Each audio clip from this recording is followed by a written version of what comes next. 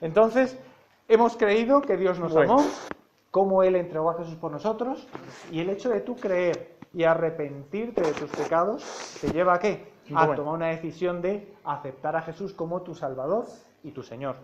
Y como consecuencia de eso, lo que dice Jesús es que tienes que bautizarte. ¿Ya todos los que están aquí están bautizados? ¿No? Nos falta Dani, Antonia sí está bautizada, ¿los demás están todos bautizados?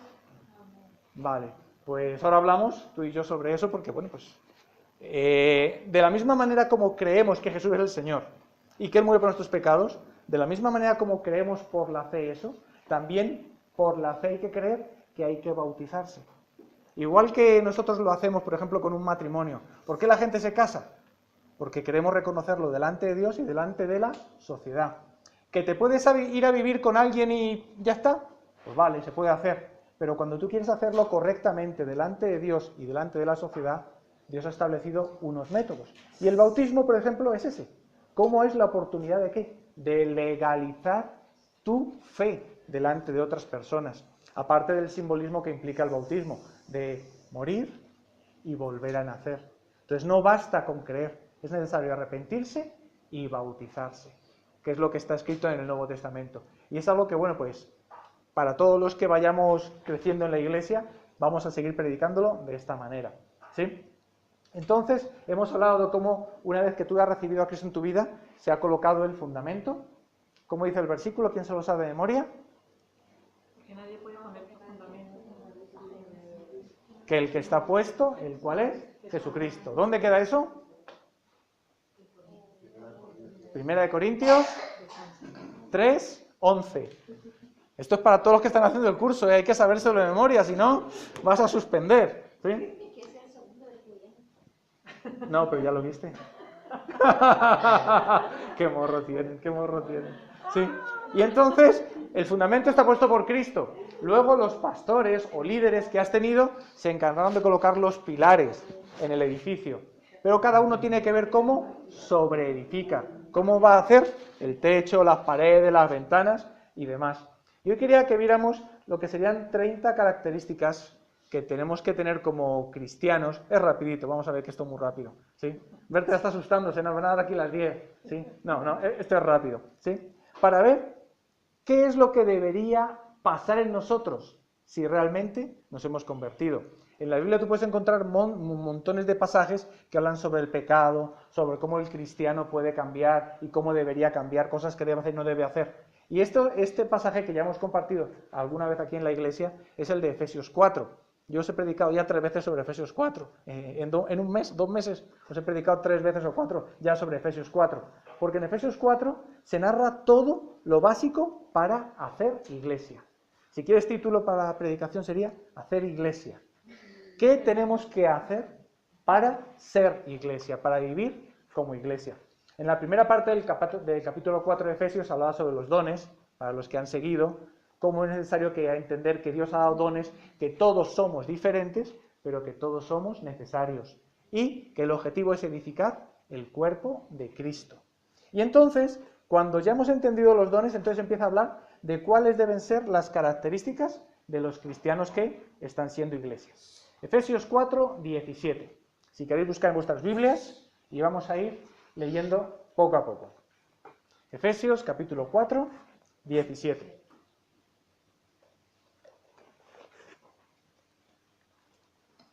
¿Ya estamos? El que lo va encontrando que diga amén, amén, para verificar que hemos llegado. Amén, amén. Viste, me estoy volviendo todo pentecostal. Berta se ríe. Esto pues digo y requiero en el Señor. Aquí estaría la primera característica. Dice que requiero en el Señor. No es algo que sugiero o que me gustaría o que busco, sino que realmente el apóstol Pablo está diciendo, es necesario, es un requerimiento. Es algo que todo cristiano debería hacer. Y por eso dice, esto pues requiero en el Señor. O sea, no es una sugerencia o una condición o una buena intención de Pablo. Está diciendo, requiero en el Señor. Si tú eres hijo de Dios, tienes que entender que esto es para ti, que esto no es opcional, que es para todos. Dice que ya no andéis como los otros gentiles. ¿Quiénes son los otros gentiles? Pablo está hablando de aquellos que no están en la iglesia. En el Antiguo Testamento y Nuevo Testamento, cuando se habla de aquellos que son parte del pueblo de Dios, son los que son dentro de la familia, sea el pueblo de Israel o la iglesia, los que han creído. Y los que están fuera son los gentiles.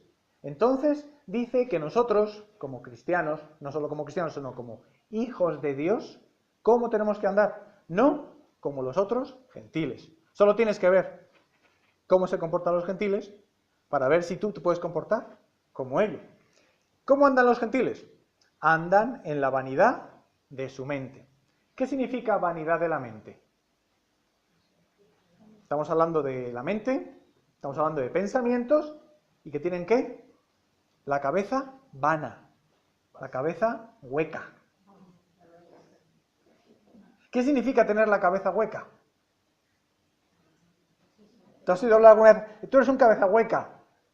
No piensa, no sabe para dónde va, no sabe lo que quiere.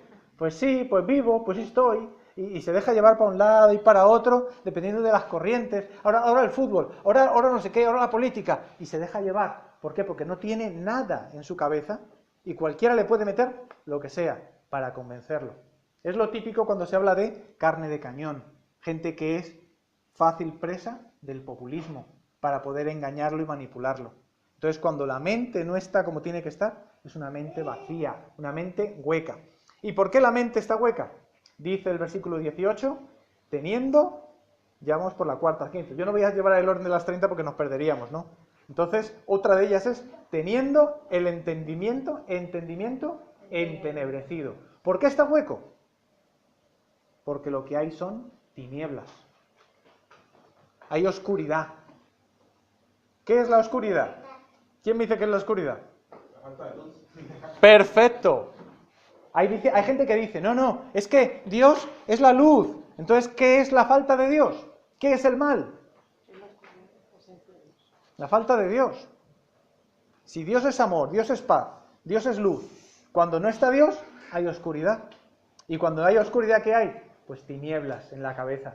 Y si hay tinieblas en la cabeza, no puede haber nada bueno. Va a haber, ¿qué? Cosas que a Dios no le agrada. ¿Y qué pasa entonces cuando el entendimiento está entenebrecido? Ajenos a la vida de Dios. Ajenos a la vida de Dios. Es otra característica. No saben qué es la vida de Dios. Cuando algo es ajeno es porque no es tuyo, es de otra persona. Si es propio, es mío, pero si es ajeno es porque es de otro. Y está hablando de qué? Ajeno a la vida de Dios. ¿Cuál es el plan de Dios para tu vida? ¿Qué es lo que Dios quiere hacer contigo? ¿Dónde Dios querría llevarte? ¿Cómo Dios querría bendecirte? La semana pasada hablamos, ¿acordáis? Deseo que seas prosperado en todas las cosas y que tengas salud. Ríos de agua viva, lo que Dios planea para cada uno de nosotros. Pero ellos están ¿qué? Ajenos a la vida de Dios. ¿Y por qué están ajenos a la vida de Dios? Por la ignorancia que hay en ellos. ¿Ignorancia qué es? Muy bien, sí señor. Ausencia de conocimiento. Dice en Oseas capítulo 4, 6, mi pueblo pereció, ¿por qué? Porque le faltó entendimiento, conocimiento. Si yo no sé las cosas, me van a dar fácilmente. Y es lo que pasa con los gentiles. Están ajenos a lo que Dios tiene porque no conocen. ¿Y por qué no conocen a Dios? Quizá porque nunca nadie les habló. Puede ser. Y esa es nuestra responsabilidad. Pero también hay muchos que han decidido no creer. Y como no quieren tener en cuenta a Dios, no aceptan nada, ningún conocimiento de Dios, lo que hacen es que, entonces, tener la cabeza en ignorancia. ¿Y por qué la cabeza está en ignorancia? Dice aquí un poquito más adelante. Por la dureza de su corazón. ¿Qué significa la dureza de corazón? Insensibilidad. ¿Ya te ha pasado alguna vez que te has hecho un callo o algo en la mano, que lo pinchas y no sientes nada? ¿Sí? Eso imagínatelo en el corazón. Ya no te duele, ya no te afecta. Estos días pasados estaba hablando con mi tía de esa que tiene 86 años, que os conté la semana pasada, ¿no? Y hablábamos sobre eso, ¿no? De cómo en Colombia hay un grupo de jóvenes y personas que se dedican a un trabajo un poco raro, que es el ser sicario. ¿Tú te imaginas? ¿Y cómo hacían estos? Estas personas eran creyentes y decían que antes de disparar, que se santiguaban y decían, Virgen bendita, que no falle, y disparaban. ¿Tú crees que eso es normal? Ser creyente con asesinar gente. ¿Es compatible una cosa con la otra? ¿Por qué se llega a eso? Porque el corazón se va endureciendo. ¿Cómo se endurece el corazón? Cuando algo que Dios te ha dicho que sabes que es incorrecto, tú aún así lo haces. Ya Dios te ha dicho que no digas mentiras, pero tú insistes, insistes, insistes. Llega un momento en que tú mismo te crees tu propia mentira. ¿Y cuánta gente no hay llena de tantas cosas? ¿Por qué? Porque ella piensa que es lo normal. Al principio tu conciencia te avisa, oye, no hagas tal cosa. Pero como Dios no te va a obligar, si tú, ya Dios también te ha avisado, no haces caso, tu conciencia se va endureciendo. Y eso es la dureza de corazón. Y es muy fácil caer en eso, porque Jesús y Dios es un caballero. Dios no quiere que estés con Él de manera obligada. Dios quiere que si estás con Él es de manera voluntaria. Entonces, no te va a obligar a que hagas su voluntad.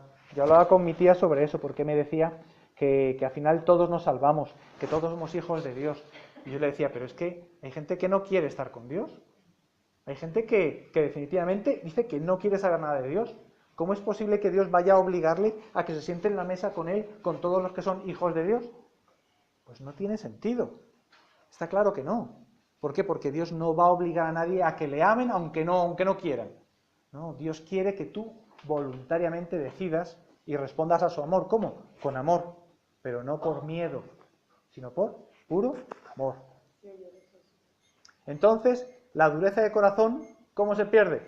Dice, los cuales, después que perdieron toda sensibilidad, llega un momento en que ya se perdió ¿qué? Toda sensibilidad. Ya por mucho que le hables a una persona que tiene el duro el corazón, ya ni le llega. Que lo puede ver obvio, se lo puedes decir y ya está convencido. Tú te has encontrado con alguien bien cabezota, aquí en España con bastantes, ¿no? ¿Sí? Te has encontrado con gente bien tozuda, bien terca, bien... Y que por mucho que le digas, nada. Y que tú lo estás viendo que es negro. Y dices, no, es blanco, no lo ves que es blanco. ¿Te has encontrado con gente así? Es un poco fuerte, ¿no? Llega un momento en que se pierde toda sensibilidad. La primera palabra dice que la Biblia es escrita por manos de hombre. Ajá, bueno, pues anda que nos ponen excusas. Sí. Ya te digo. ¿Pero por qué? Porque se pierde toda sensibilidad. Ya no siente, ¿sí? Ya no, ese callo, ya no sientes. Yo me acuerdo que una vez cuando me rompí este dedo, se nota que está un poco torcido, aquí, un hueco así, yo tocaba así la pared y pensaba que había algo en la pared, que había como un bollo en la pared, porque tocaba así y sentía como que algo estaba raro ahí. Y yo, ¿qué hay ahí? No, pero no hay nada. Y tocaba. ¿Por qué? Porque la sensibilidad que tenía mi dedo era diferente. O cuando te han sacado una muela, pasa la lengua, me sientes como que falta algo. Eso es perder la sensibilidad. Ya no sientes nada, ya te acostumbras. Actualmente paso el dedo y ya es lo normal. Pero el dedo no apoya derecho porque está... Pero se pierde la sensibilidad. Esa sensibilidad original se va perdiendo y uno se va adaptando. Es como el asunto de los frenos. ¿Por qué los frenos del coche se gastan? ¿Tú por qué no te das cuenta que se han gastado los frenos del coche? Porque se gasta muy poco a poco. Cuando es nuevo el coche y los frenos recién puestos, frena, ¡pam!, tocas y ¡pam!, se frena. Luego ya no frena igual. ¿Por qué? Porque te vas acostumbrando a que frene paulatinamente, despacito, despacito, hasta el punto que cuando ya frena casi nada, ni te das ni cuenta, porque se va perdiendo la sensibilidad. ¿Sí? ¿Y qué ocurre cuando se pierde la sensibilidad? Se entregan a la lascivia. A ver, ¿qué es la lascivia? Eso quiero saber yo, dice. ¿Qué es la lascivia?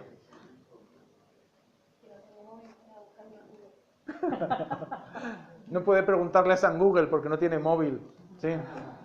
¿Qué es la lascivia? La lascivia, vamos a hablarlo con palabras más cortitas para no enredarnos mucho, tiene que ver con todos los deseos que salen de ti, que te hacen, tiene mucho que ver con la concupiscencia de ese deseo que nace del hombre. ¿Por qué? Porque son necesidades, se puede decir, como biológicas, como instintivas, que no es diferencia de un perro o de un gato, que nosotros tenemos espíritu. Un perro y un gato hacen lo que les pide el cuerpo, se dejan llevar por su instinto. Entonces, cuando el ser humano se deja llevar por su instinto, empiezan a salir una serie de cosas, entre ellas la lascivia, que es deseo sexual incontrolado, donde ya no es todo para allá. ¿Y qué ocurre entonces cuando hay lascivia? ¿Van a qué? Cometer con avidez toda clase de impurezas. ¿Qué es avidez? ¿Qué significa avidez? Avidez, rapidez, ¿qué más? Descaro. Con descaro. Descaro. Es también deseo incontrolado. ¿Alguna vez te ha pasado que estás muerto de sed y que te dan agua y lo tomas de tal manera que se te cae el agua y todo? Eso es beber con avidez, con desesperación. Descontrol. Estás que pierdes el control, o estás con tanta hambre que empiezas a comer y cuando te das cuenta, ¡ay, me cayó mal! ¿Y por qué me ha caído mal? Porque lo comí con demasiada avidez, me dejé llevar por mis ojos. Entonces, cuando haces algo de manera descontrolada, estás haciendo lo que con avidez. ¿Y qué ocurre cuando cometes con avidez toda clase de impureza? Esa es la conclusión. Es lo que está diciendo. Todas las impurezas que se refieren aquí son sobre todo de índole sexual. ¿Sí? Aquí está hablando del adulterio, de la fornicación, de la pornografía, etcétera, etcétera, etcétera. Entonces, eso es lo que ocurre. Como vemos, todo es los gentiles que tienen la mente entenebrecida, la mente vana, que están apartados de Dios, sin sensibilidad, ajenos a la vida de Dios y todo eso. Entonces, ¿qué dice en el versículo 20? Mas vosotros, hablando ya de los hijos de Dios, de aquellos que están en la iglesia, llamados a ser parte del cuerpo de Cristo, que Dios y Jesús, y aquí en este sentido Pablo les ha requerido en el Señor, mas vosotros no habéis aprendido así a Cristo. ¿Nuestro modelo quién es? Cristo. Si le he aprendido a Él, si le he conocido, si soy de las ovejas que oyen su voz y Él las conoce y le siguen, he aprendido de Cristo. ¿Pero qué dice en el versículo 21? Si en verdad le habéis oído. Ya hemos predicado aquí sobre esto. No basta con ser creyente. ¿Es necesario qué? Haberle oído y haber sido por Él enseñados.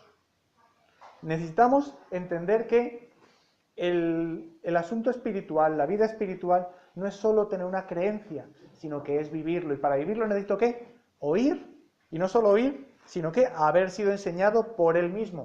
¿Conforme a qué? Conforme a la verdad que está en Jesús. Conforme a la Biblia. No sé cuándo fue, sí, Berta me contaba hace un par de días, me contaba que hubo uno de los chicos que trabajan en el voluntariado que conocía a un grupo de musulmanes. Y resulta que les planteó que estos musulmanes son de color oscuro, son negros, y resulta que tienen otra manera diferente de entender el Islam. Y son musulmanes, pero de otra manera. Y este chico que conoce el Islam, claro, cuando hablaba con ellos dice que se quedaba abismado. Dice, pero es que esto no es lo que yo conozco del Islam. Entonces, hay diferentes tipos de Islam. Entonces, dependiendo de lo que yo he oído y de quién lo he oído, voy a hacer una u otra cosa. Entonces, yo como cristiano, ¿a quién debería seguir? Como hijo de Dios, a Jesús. Pero ¿por qué hay tanta gente que cree en Dios a su manera? ¿Será que han creído a Cristo, han sido por Él enseñados según su palabra, las tres cosas? Muchas veces no. Yo, por ejemplo, hablaba con mi tía sobre eso, que no basta con creer en Dios y decir que todos somos hijos de Dios, no. ¿Qué dice Dios? ¿Qué dice la palabra? ¿Qué nos ha enseñado Él? Porque si no, es fácil caer en el error. Y como decíamos en los versículos anteriores en el capítulo 4, que el mal utiliza como artimaña de error para engañar a las almas inconstantes. Vamos a seguir viéndolo ahora. ¿Sí? Entonces, el versículo 22. En cuanto a la pasada manera de vivir, despojaos del viejo hombre. ¿Qué es la pasada manera de vivir? ¿Cuándo tú tuviste tu encuentro con Jesús? Piensa ese día, ¿te acuerdas? Antes de ese día era tu pasada manera de vivir. ¿Has dejado alguna cosa de cómo era antes?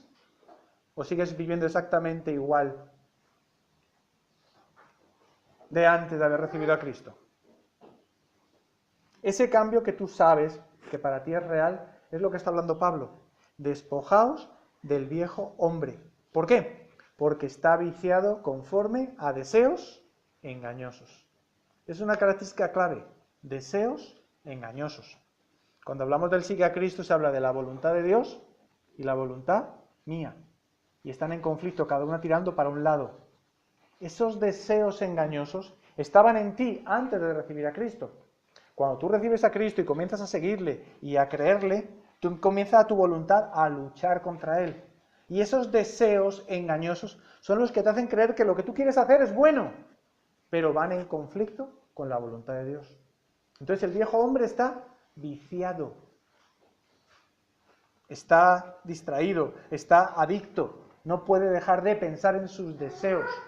Y como hijo de Dios, yo tengo que haber ¿qué? Despojado del viejo hombre. ¿Será que lo hemos conseguido? ¿O será que estamos en ello? Es donde cada uno tiene que entenderlo. ¿Por qué? Porque es muy fácil estar en el deseo engañoso equivocado. 23. Y renovaos en el espíritu de vuestra mente. Hace un rato Isabel comenzaba con ese versículo, Romanos 12:2. ¿Es necesario qué? Renovar el coco. Ese coco que estaba vacío, entenebrecido, ¿qué hay que hacer? Lavarlo. Si alguien te dice un día, a ti te han lavado el cerebro, ¿tú qué tienes que decir? Pues sí. Estaba lleno de cucarachas, de suciedad, de telarañas, de todo. Y menos mal que vino Cristo y me lo lavó. ¿Y puso qué? Su palabra, puso su amor, puso luz. Y empecé a ver lo que había realmente en mi cabeza. Entonces, renovaos en el espíritu de vuestra mente. Dice que vestíos del nuevo hombre. ¿Esto es algo voluntario? ¿Es opcional?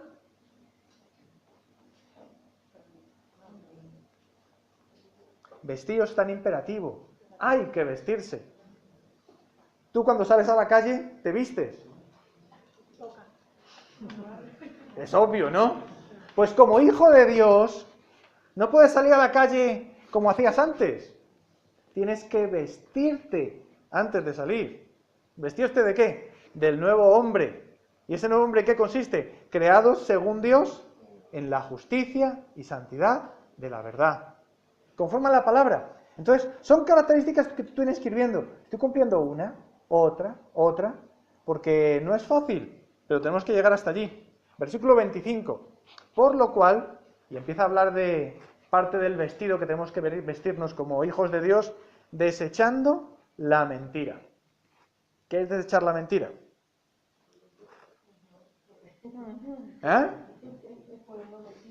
Hablar verdad. No, ese es el siguiente. Es diferente. Nada de mentiras que usted. No, es diferente. Una cosa es desechar la mentira y otra cosa es hablar verdad con su prójimo. Ahí dice. Son dos cosas diferentes. Al resto de la siguiente parte del versículo. 25a y 25b. ¿Qué significa desechar la mentira? No. Lo he desechado. Ya no lo quiero. Ya ni lo cuento. Ya ni me vale. Es que no puedo tener ni en cuenta. Eliminada. Ya, fuera, out. No es una opción. No existe la opción de, bueno, voy a decir verdad o voy a decir mentira. A ver, mi jefe me está preguntando, ¿qué le digo? No hay opciones. Ya he desechado la mentira. Si me he vestido como hijo de Dios, la mentira no es una opción, porque está desechada. Y obviamente, si la he desechado, ¿qué voy a hacer? Como bien decía Javi, hablar verdad, cada uno, ¿qué? Con su próximo, con el que tiene cerca, o con el que tienes lejos. Hoy en día en el Facebook y en el Twitter y esas cosas uno puede decir mentiras por todos lados. Pero tenemos que decir verdad, no hay otra. Y esto es común para todas las religiones que yo conozco. Airaos, pero no pequéis. ¿Qué significa airarse? Enojarse. ¿Por qué te enojas? ¿Cuándo es que tú te enojas? ¿Cuándo te provocan más. Cuando algo no sale como yo esperaba. Esa es la clave. Algo no sale como yo pensaba. Algo no funcionó como yo esperaba. Esperaba que me trataran con amor y me han provocado, me han tratado con cariño. Esperaba que me aceptaran como buen trabajo y dijeron, ¿qué caca es esto que me has traído? Y ¡ah! Me siento mal, te da ira. ¿La ira es pecado?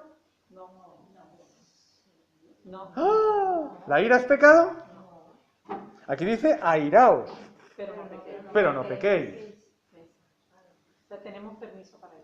A ver, ¿Jesús se airó o no? Sí. Vemos que Jesús estaba bien cabreadito, ¿eh? Sí, como dicen en Colombia, estaba con la piedra, ¿sí? Estaba bien cabreado. Cuando los echó del templo, ¿os acordáis? Cuando se enfrentaba a los fariseos, raza de víboras, sepulcros blanqueados. Yo ahí no veo a Jesús todo amoroso, buena gente. No, estaba cabreado. ¿Por qué? Porque es normal. Es una emoción humana buena, normal, que está en ti. ¿El temor es bueno? Hasta cierto punto. Si tú no tuvieras temor, pasarías la calle en plan, ¡guau!, sin prudencia y sin nada. ¿Sí entendemos?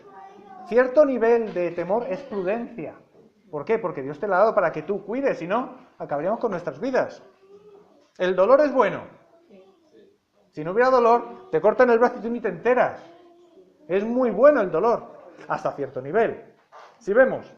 Entonces, la ira es una emoción humana, tan humana como el amor, como la alegría, como la tristeza, como todo lo que Dios ha puesto en nosotros. Lo que no puedo hacer es ser esclavo de mi ira y dejarme llevar por las consecuencias de la ira, que es hablar lo que no tengo que hablar, que es hacer lo que no tengo que hacer, que es pensar lo que no tengo que pensar, y al final, ¿qué? Me lleva a pecar.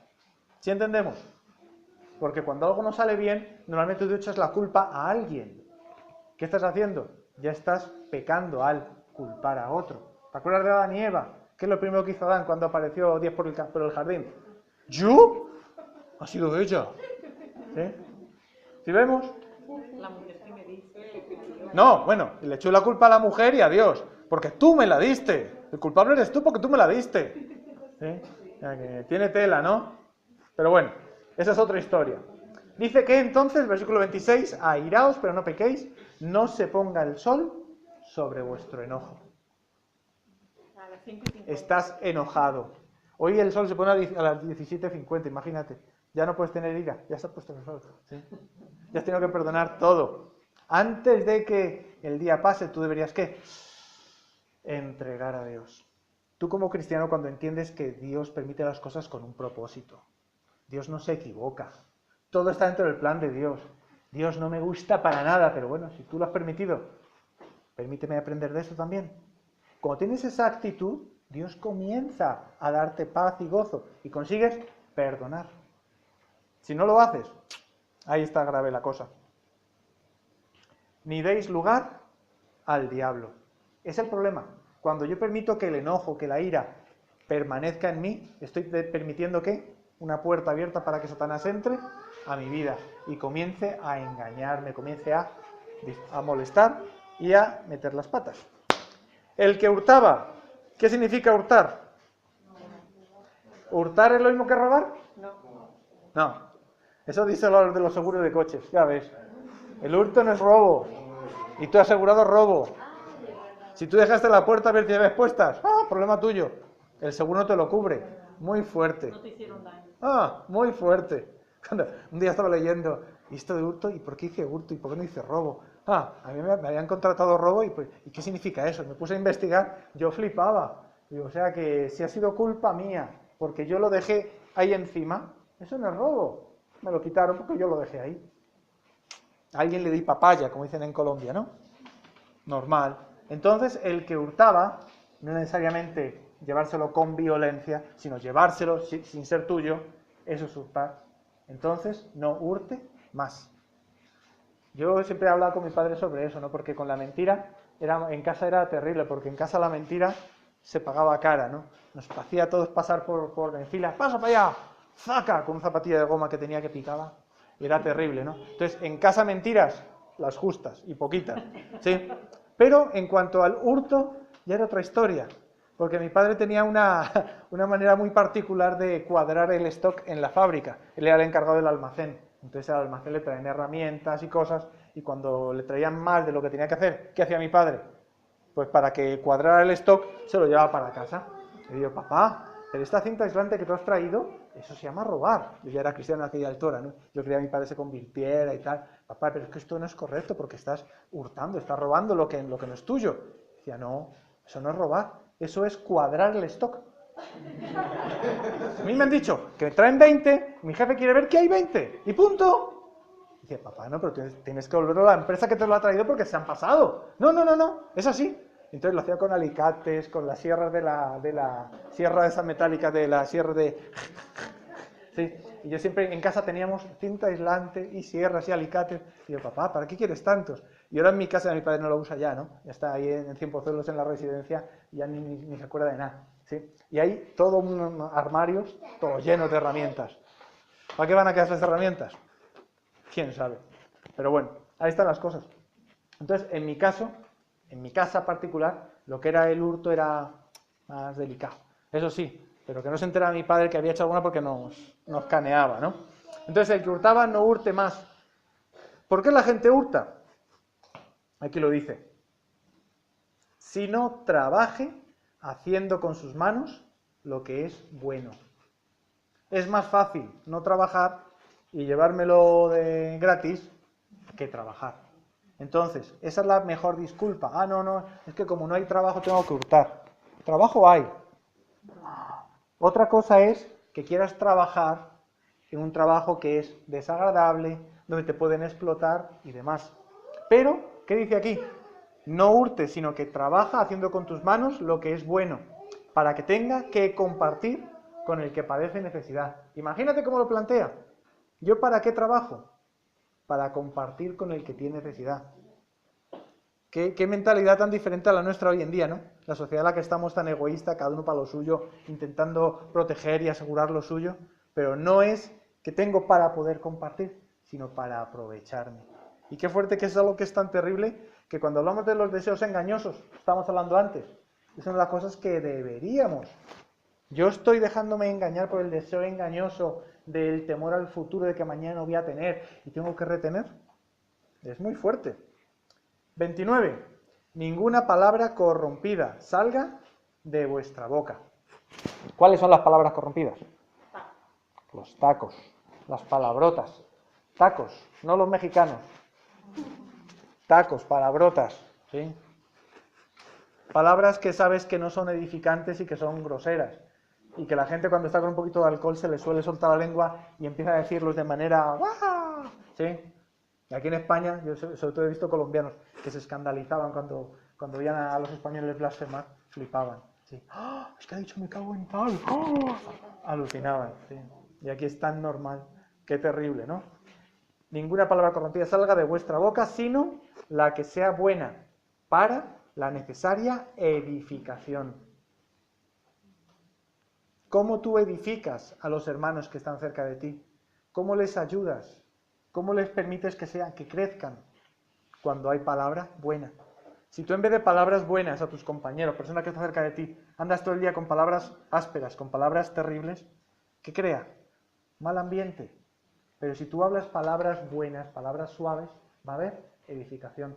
Ayer Berta y yo veíamos una película, Cuestión de tiempo creo que se llama, y muy interesante, ¿no? Porque una película de ciencia ficción donde los varones de la familia podían volver atrás en el pasado, tenían la capacidad de concentrarse y volver atrás en el pasado, ¿no? Entonces es tremendo porque al principio él lo hace mucho para corregir todos los errores, para que su vida sea perfecta y vuelve mucho al pasado para intentar arreglar todo. He hecho una cosa de mala manera, vuelvo atrás y entonces ya vuelvo a tener la oportunidad de hacerla mejor, ¿no? Y la conclusión al final de todo es que no había que volver, que lo que había que hacer era simplemente disfrutar de la vida. Entonces es tremendo porque la enseñanza que quedaba era eso. Qué terrible que uno intenta siempre hacerlo mejor y corregir, e intentar siempre lo mejor. Pero vivía en un estado de estrés, de tristeza, de palabras ásperas con la gente, y entonces el papá, que es el que sabía de esas cosas, le dice, no, pero es que tú vas a llegar a la siguiente fase. ¿Quieres descubrirlo tú solo o quieres que te lo explique? No, papá, explícalo. Entonces el papá le dice, no, es que tienes que disfrutar de la vida. Y entonces, claro, él vuelve atrás al pasado y ya vuelve otra vez a trabajar, a estar en casa con los hijos y en el trabajo y en todo, pero disfrutando de cada cosa. Una escena, va en el metro y un tipo con los altavoces, boom, boom, boom, y se oye todo, ¿no? Y él le mira así como cabreado, ¿no? Y ya, en la siguiente vez que vuelve al pasado, ya vuelve y ve que está con la música y en vez de empieza a bailar y a tocar. Depende de la actitud que tú tengas para todo. Y es posible hacerlo. Y aquí lo que está hablando precisamente es eso, que yo estoy hablando palabras para otra que edifican o no. Entonces, el principal afectado eres tú. Y como hijo de Dios no deberíamos dar agua amarga y agua dulce. Debemos simplemente dar agua dulce, sino que sea buena para esa edificación, a fin de dar gracia a los oyentes. Que los oyentes sean bendecidos. Hoy en el Instagram he puesto algo hace un rato, ¿sí? En lo que os he compartido más de una vez, ¿no? Que misericordia es no recibir lo que sí merezco. Y la gracia, recibir lo que no merezco. Y es que es así. Cuando hablamos de gracia, ¿la gente lo merece? No, pero se le da gratis, de gracia, sin importar. Y es como debemos vivir nosotros, dar gracia a los oyentes, bendecirlos, amarlos. Jesús dice, ¿lo recibisteis gratis? Pues dadlo gratis. Esa es nuestra manera de vivir. Versículo 30, y no contristéis al Espíritu Santo de Dios. ¿Qué significa contristar al Espíritu Santo de Dios? ¿Cuándo se entristece? Él te dice, no digas mentiras, y tú mientes. ¿Cómo se pone el Espíritu Santo? Un jarro de agua fría. Y ese es el problema, que nosotros como hijos de Dios no debemos andar entristeciendo al Espíritu Santo. ¿Por qué? Porque con Él, con el Espíritu Santo, fuimos sellados para el día de la redención. Si tú estás sellado, tú estás marcado, es algo que se tiene que ver en ti. Entonces, la gente va a ver algo diferente en ti, y es el Espíritu Santo. Porque no eres tú que eres buena gente, es el Espíritu Santo que está en ti. Tú simplemente dejas que a través de ti, a través de tus manos, de tus pies, de tu boca, el Espíritu Santo fluya. ¿Os acordáis cuando Jesús decía, el que cree en mí, como dice la Escritura, de su interior correrán ríos de agua viva? Está hablando de eso. Yo simplemente tengo que prestar mi vida para que sea instrumento de Dios. Ya no vivo yo, sino que Cristo vive en mí. Y lo que vivo en la carne lo vivo en la fe del Hijo de Dios, el cual me amó y se entregó a sí mismo por mí. Así debería ser. Yo simplemente presto mis manos, mi boca, mi cabeza. Bueno, aquí estoy, para hacer tu voluntad. Y cuando yo hago eso, algo va a pasar diferente. 31. Quítense de vosotros. ¿Toda qué? Amargura. ¿Conoces gente amargada? Alguno que otro, ¿no? Mientras que no lo seas tú, ¿a qué es fácil amargarse? ¿Qué haces con los limones? Lo que dicen por ahí es eso, ¿no? Que si tienes limones, pues nada, hacer limonada. ¿Cómo hago yo para que esto que me está generando amargura, yo lo convierta en alegría y en dulce? ¿Será que es posible? Pregúntale al Espíritu Santo. Espíritu Santo, yo no puedo deshacerme del jefe que es tan amargado. ¿Cómo hago yo para hacer limonada todos los días? Y el Espíritu Santo te va a dar capacidad de que tú no seas contagiado con la amargura. Porque hay gente por ahí que está grave. Enojo. Habla antes del enojo. Enojo, ira, gritería, maledicencia. Viste que van de dos en dos. Gritería, maledicencia de la boca. Enojo, ira, las de antes. Gritería, maledicencia. Y toda malicia. ¿Qué es la malicia en el cristiano, en el Hijo de Dios? ¿Qué es el mal? Ya hemos hablado de eso, ¿no? Las tinieblas es la ausencia de luz. El mal es la ausencia del bien. Entonces, cuando en un corazón de un hijo de Dios hay malicia, ¿es por qué? Porque en esa área de su vida no está Dios, no está la presencia de Dios. Y todos tenemos áreas de nuestras vidas que todavía están medio en tinieblas, que tienes que abrir bien la ventana hasta arriba para que entre la luz de Cristo. 32. Antes, sed benignos unos con otros. ¿Qué significa benignos?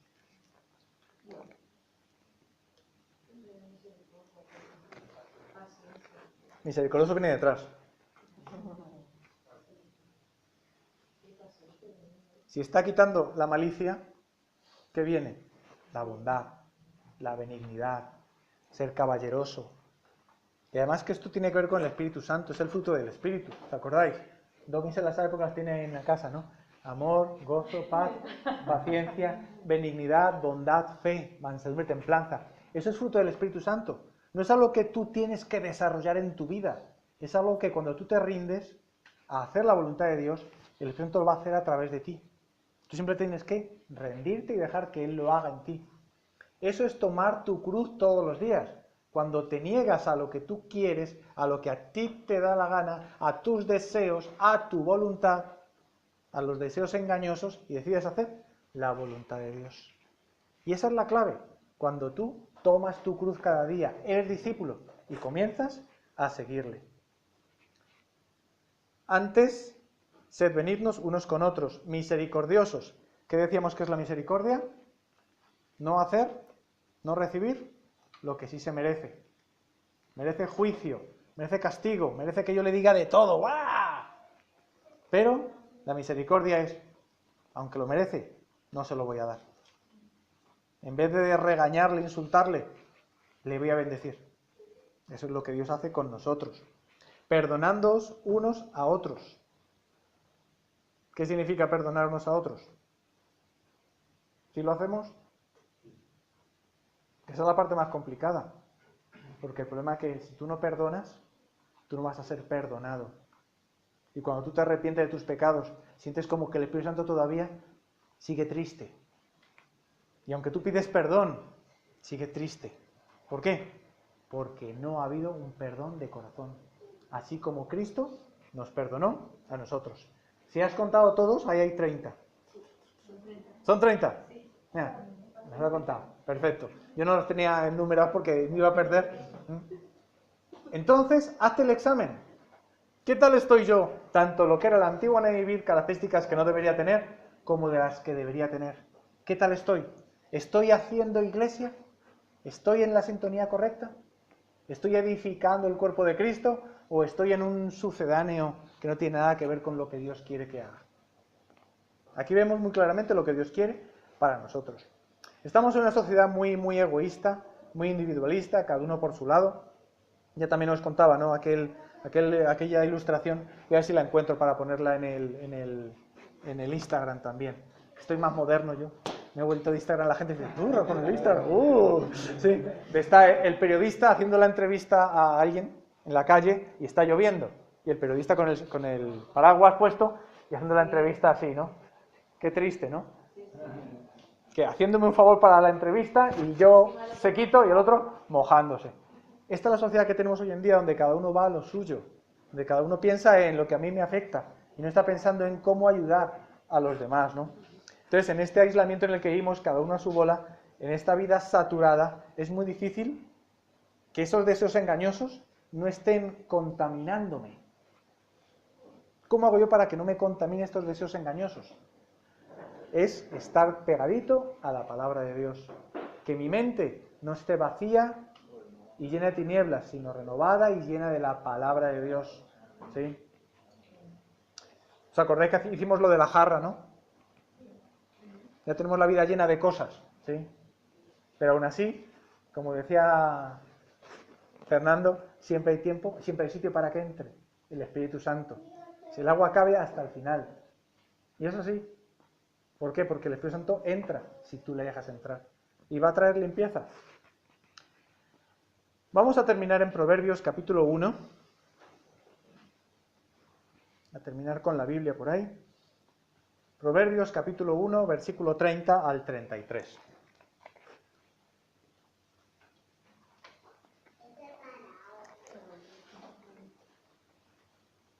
Cuando lo vais encontrando me avisáis. Proverbios 1, del 30 al 33.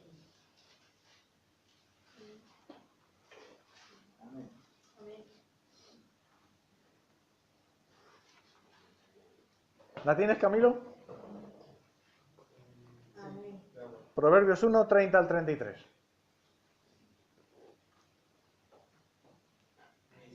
Ni quisieron mi consejo, y menospreciaron toda reprensión mía. Comerán del fruto de su camino, y serán hastiados de su la prosperidad de los necios los echará a perder. Mas el que me oyere Habitará. habitará confiadamente y vivirá tranquilo, sin temor del mal. Qué bonito es el último versículo, ¿no? Mas el que me oyere, dice que habitará confiadamente y vivirá tranquilo, sin temor del mal. Pero eso sí, hay que leer también los anteriores, ¿no? Porque las bendiciones de Dios son muy guays, pero normalmente son condicionadas a... Yo me acuerdo cuando me impactó tanto la primera vez que leí Deuteronomio, cuando estaban delante del monte de Dios y les llevó a dos montes, ¿no? Pongo delante de vosotros la bendición y la maldición. O sea, porque Dios quiere que tú elijas. Y eres tú el que eliges. Que no hay otro que va a elegir por ti, eres tú. Y cada uno elige la bendición o la maldición. ¿Por qué? Porque Dios es santo, Dios es justo. Dios no puede permitir el descontrol y que todo vale. Como le decía mi tía, ¿no? El otro día, ¿no? Sí, que como todos son hijos de Dios, al ser todos hijos de Dios, se asume que al final Dios va a salvar a todos. ¿Sí? Si somos todos hijos, tú no mandas a un hijo al infierno. Entonces, si todos los hombres son hijos de Dios, pues todos se salvan. Eso es lo que me decía mi tía, ¿no? Decía, pero tía, yo no estoy de acuerdo con eso. Imagínate con Hitler. ¿Tú te sentarías en el cielo con Hitler a tu lado?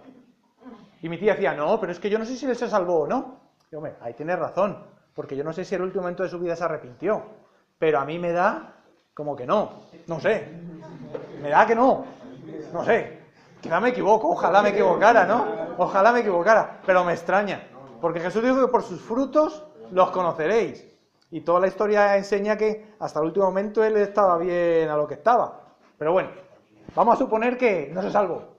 ¿Tú te gustaría sentarte con el asesino de tu familia al lado en el cielo todos con Dios? Pues no cuadra. No todos somos hijos de Dios. Y yo después pensaba, ¿no? Qué fácil es echarle mi responsabilidad, echársela a Dios. Bueno, Dios, como yo soy tu hijo, tú me conoces, y aún así tú sabes que en el fondo de mi corazón hay intenciones buenas, entonces por eso me voy a salvar. No, es tu responsabilidad, la parte que a ti te corresponde. Es como aquellos que creen en la reencarnación. Los que creen en la reencarnación, que están diciendo, no, yo no decido aquí mi vida ahora. En la siguiente vida tomo la decisión si voy a hacer bien o mal. Ya decidiré después. Es todo un asunto de responsabilidad. Problema de Dios, problema de otra vida. Ya veremos después. No, es aquí y ahora que tú tienes que elegir. Y es así de sencillo. Entonces, la parte que a mí me corresponde es tomar la decisión. Si quiero el bien o el mal. La bendición o la maldición. Porque está delante de mí. Y es que cada uno va a comer de su fruto. Ahí lo dice claramente. Y tenemos que cuidarnos. Porque dice que serán hastiados de sus propios consejos. Imagínate, vas a terminar aburrido de las malas cosas que estás haciendo. Muy terrible, pero es que eso es lo que Dios pone delante de nosotros. Y cada uno tiene que elegir. Esta mañana, en Monederos, hubo un testimonio muy bonito que me encantó. Una señora que daba el testimonio de que tomó decisiones malas en su vida y dice, porque no consulté a los pastores. Tomaron decisiones, ella y su marido y su familia tomaron decisiones sin contar con el consejo de los pastores. Yo no sé si orarían o no para preguntarle a Dios.